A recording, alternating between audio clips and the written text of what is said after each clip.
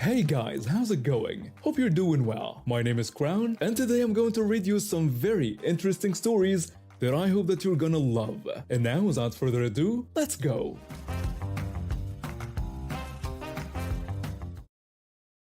I've always been a bit of an oddball in my family. I never quite felt like I fit in.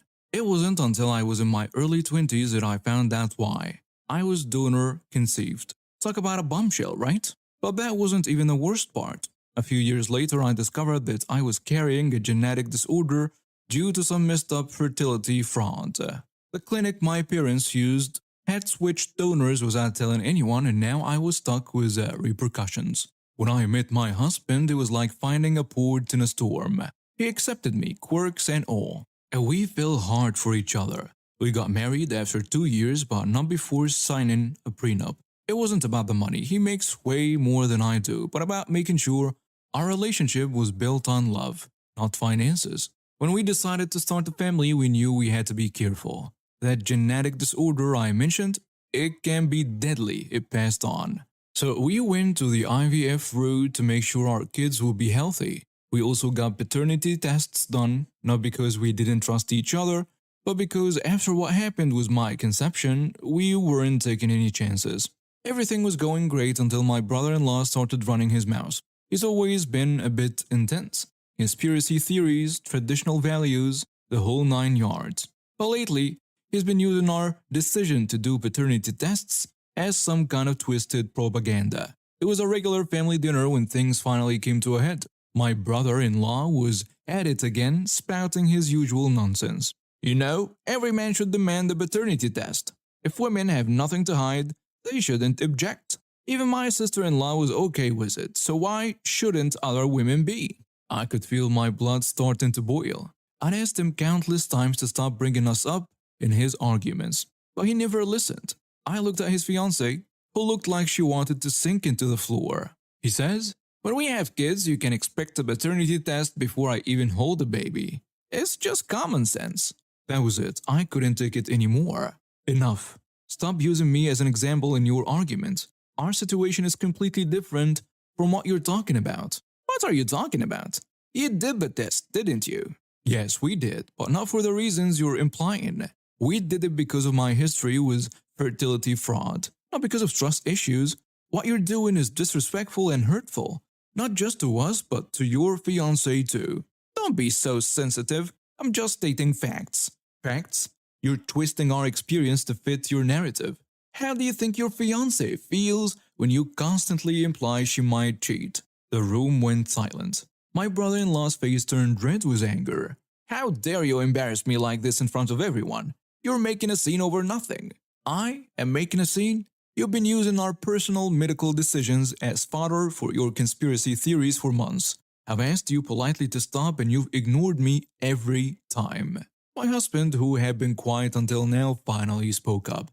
She's right, bro. You need to stop this. It's not cool. Oh, so now you're ganging up on me? Real nice family. Real nice.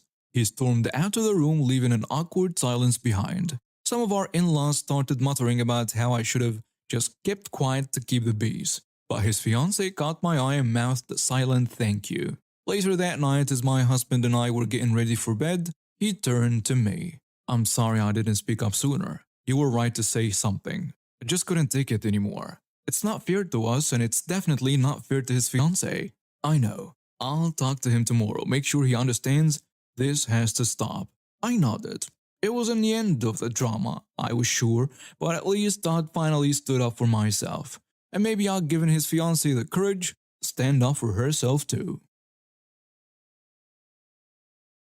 I've been living with epilepsy for the past decade. It started when I was in my mid-30s. I had my first seizure out of the blue while grocery shopping. Talk about terrifying. Since then, it's been a journey of medications, doctor's appointments, and learning to live with an unpredictable condition. My daughter has been my rock through it all. She's 15 now, but she grew up fast, always looking out for me.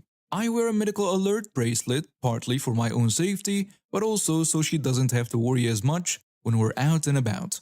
Anyway, last weekend was our town's annual summer festival. My daughter begged me to go. She wanted to hang out with her friends enjoy the rides, eat way too much junk food. You know, normal teenage stuff. I was hesitant at first. Large crowds can sometimes trigger my seizures if I get too overwhelmed.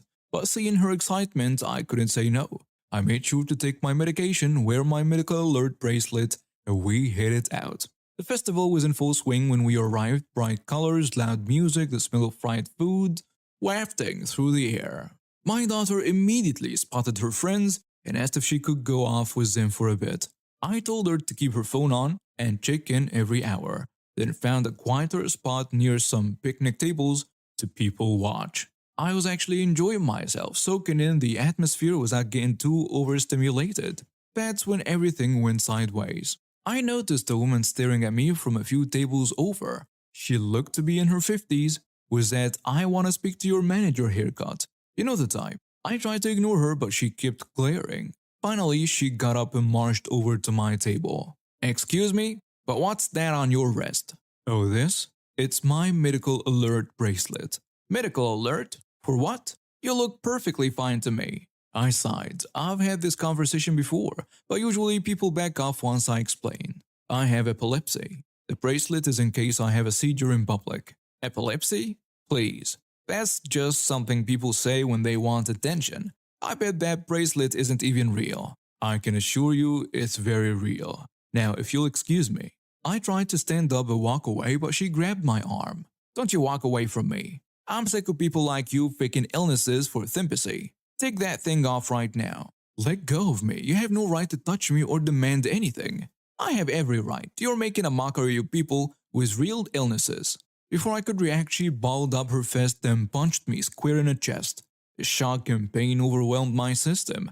I felt the telltale aura that precedes my seizures start to wash over me. "No, not now," I heard shouting as I started to lose consciousness. The last thing I remember was collapsing onto the ground as my body began to convulse. When I came to, I was lying on a stretcher. Paramedics were hovering over me, checking my vitals.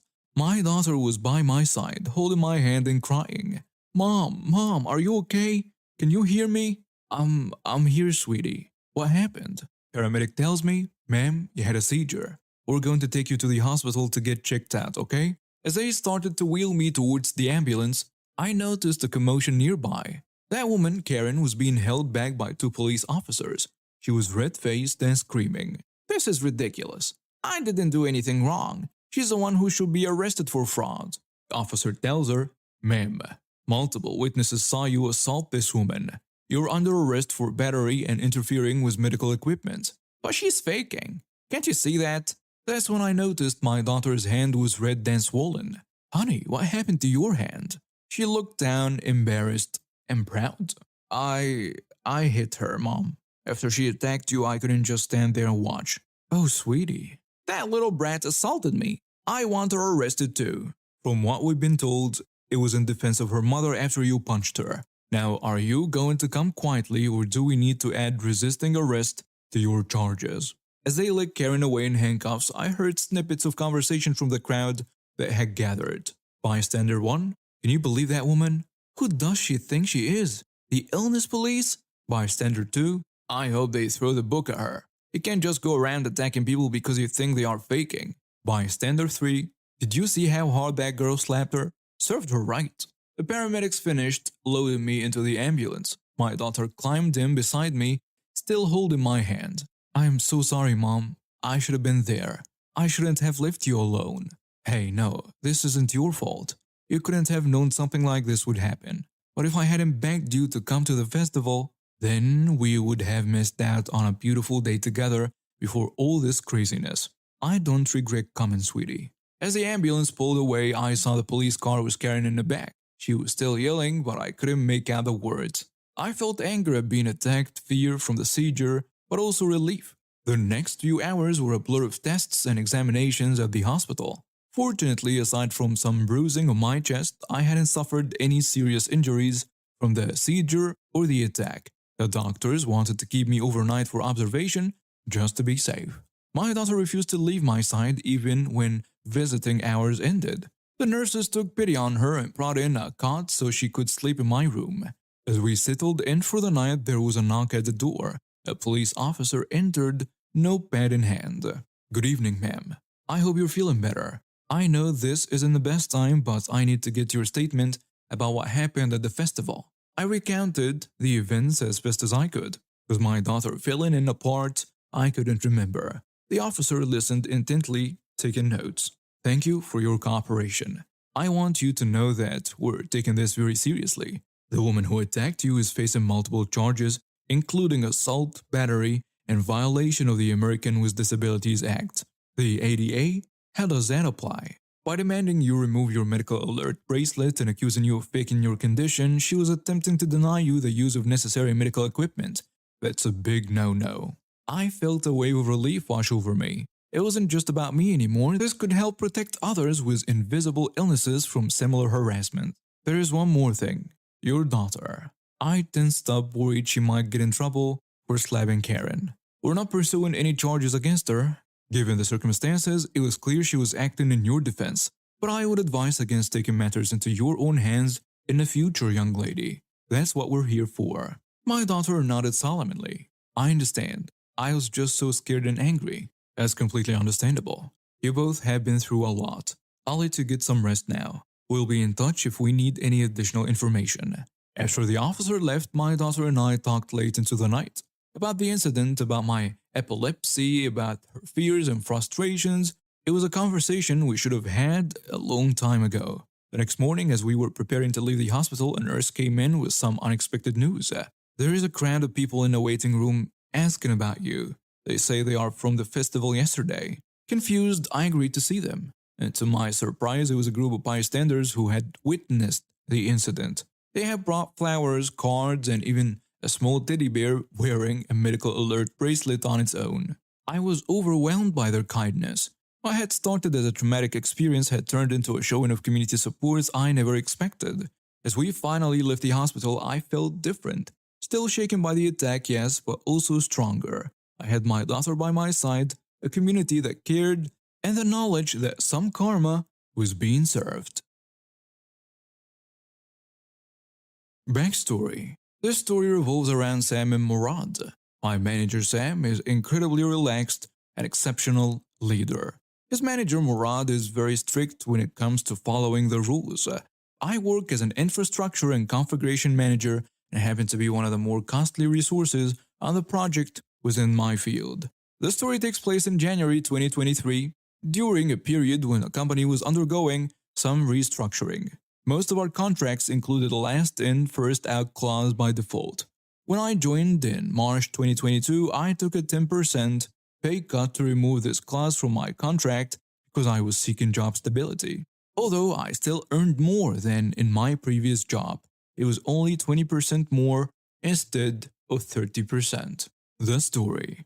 As the infrastructure manager, I am responsible for maintaining all the product licenses the project uses. One of these product licenses requires a digital signature to function. Typically, such tasks require the use of service accounts, which are owned by users. When someone leaves the organization, their service accounts are automatically transferred to their manager. Unfortunately, service accounts cannot have digital signatures, so I had to use mine in this case.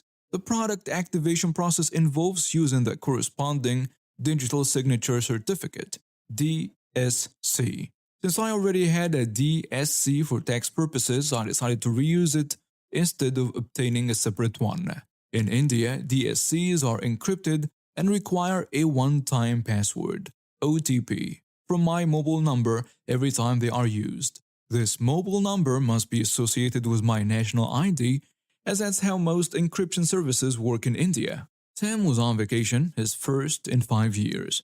Aside from taking a one-day leave in 2018 when he moved from India to Europe, he had never even taken a sick day. He recently got married, and for his honeymoon he took a 2-month vacation to travel all over Europe with his new wife.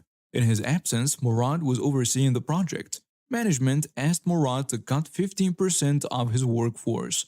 If you've read my previous posts, you would know that Murad was not pleased with me. So the inevitable happened.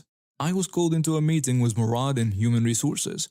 Murad asked me to voluntarily resign or else I will be let go. This is a tactic companies in India often use, as getting fired is considered a much bigger deal than simply losing a job.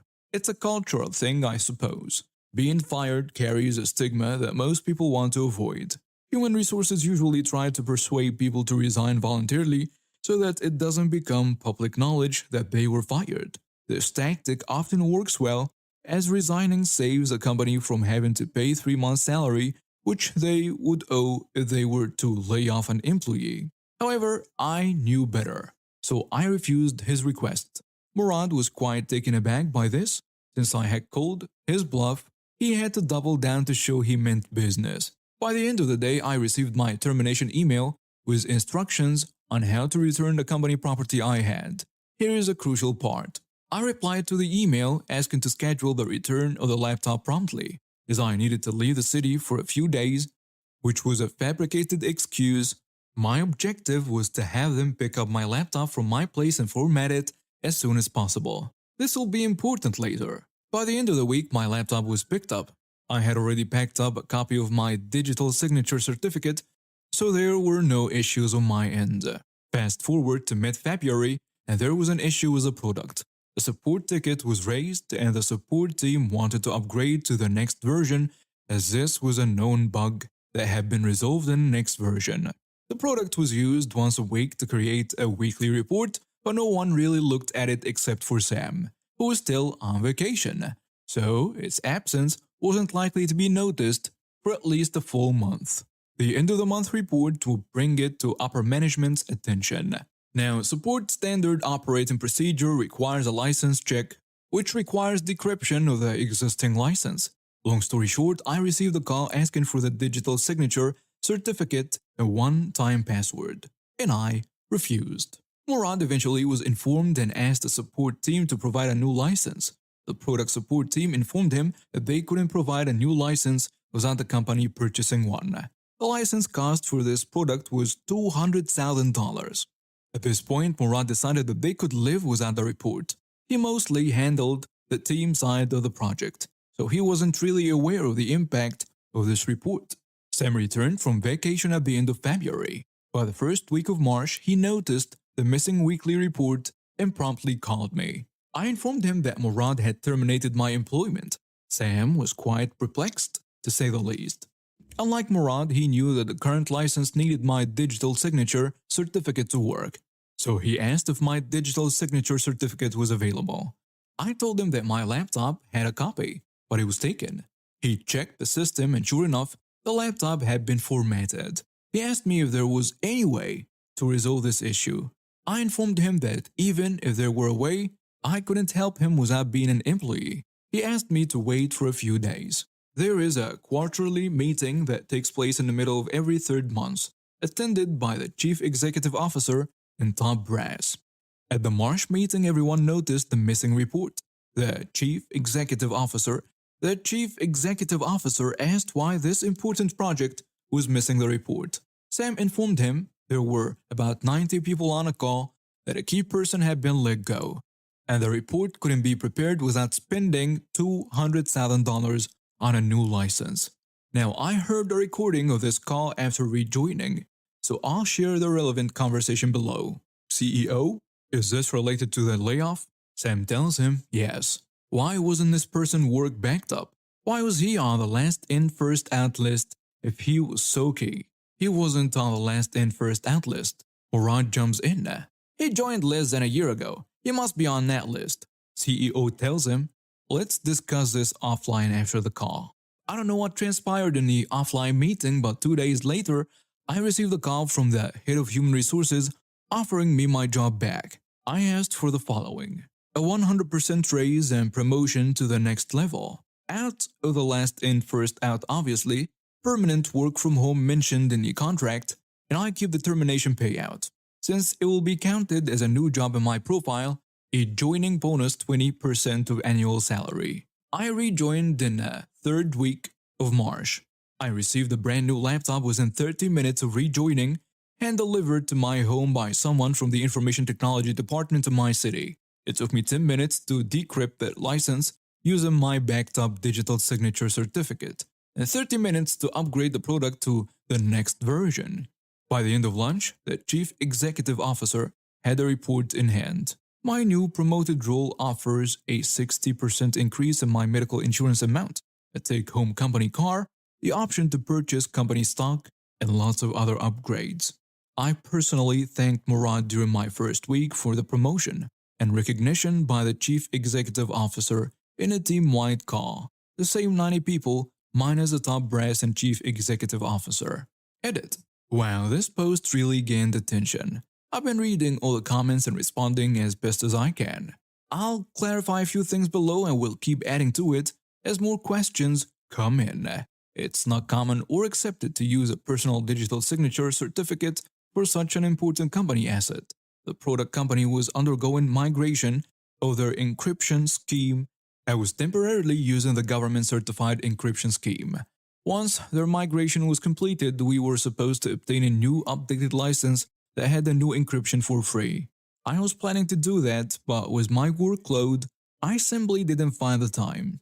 Basically, since it was working fine, it wasn't a priority. The company didn't rehire me with that seemingly enormous payout just for the license dependency.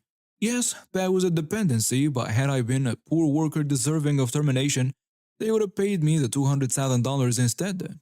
Sam wanted me back, hence I was hired. I have a lot of proprietary knowledge and overall am a great resource. Murad is a brother of the wife of a senior board member. I still work with him on a project, as does Sam. It's one of those things in life that you accept and move on from. He's annoyed with anyone who doesn't follow his orders. Over time, I have done a lot for the project, and he now understands how valuable a resource I am. And he has stopped trying to push me out. And now we have reached the end of today's stories. Thank you for watching and see you next time.